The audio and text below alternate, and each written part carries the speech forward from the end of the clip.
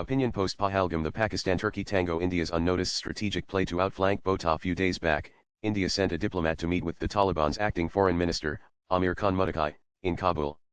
The development has largely gone unnoticed. But that doesn't mean it isn't consequential. It is a surprise turn in a path towards normalizing relations. You may ask, isn't India rewarding Islamist radicalism by engaging the Taliban? Why, after the Taliban bled us through the 90s culminating in the IC-814 hijacking, is India now cautiously opening channels with Afghanistan's Islamic rulers? The answer is post-Pahalgam: necessity. And necessity, as they say, is the mother of invention.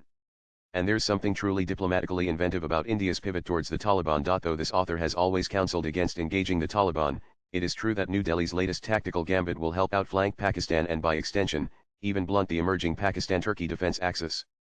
Let's break it down. First, the Taliban is no longer the Mad Mullah brigade of shock jocks obsessed with public displays of SM as it was in the 1990s. Instead, the new crop of Taliban leaders like to project themselves as world-facing pragmatists.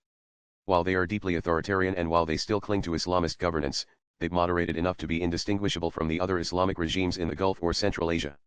If India can do business with the Gulf countries, there's no reason for it to turn its nose up at Kabul. More importantly, there's been a major rupture between the Taliban and the Pakistani ruling establishment.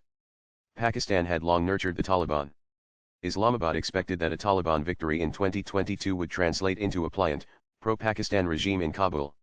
However, the reality has been starkly different. The Taliban is pursuing a Pashtun nationalist agenda, refusing to be seen as Pakistan's puppets. This is a major opportunity for India. India's approach is no longer driven by dogma. It doesn't want to preach democracy to the Taliban. Not rewarding the moderation risks Taliban's isolation, reverting to type and falling back into the Pak's sphere of influence. So, as one policy expert pointed out, India will engage without embracing. Influence without investing too deeply.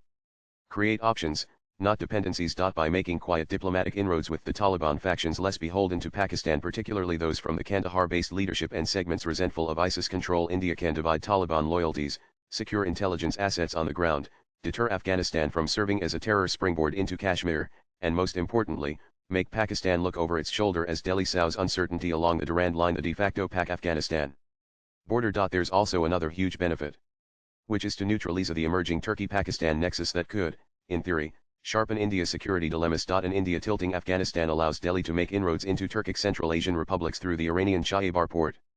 These countries all lie in what Turkey has always considered its own backyard. Most were part of the Ottoman Empire. But after its collapse, they were subsumed under the Soviet Union. In a post-Cold War era, these nations have opted for independence on the back of anti-imperialist movements for self-determination rooted in a local culture. Today, they no longer see themselves as Russian or Turkish satellites. Delhi is aware of the scope these republics offer in containing Turkey's ambitions. Swipe left for next video. Thus, India's engagement in Kabul indirectly weakens the Pakistan-Turkey strategic convergence. It's like killing two birds with one stone. Views expressed in the above piece are personal and solely those of the author. They do not necessarily reflect News 18's views. Latest blogs.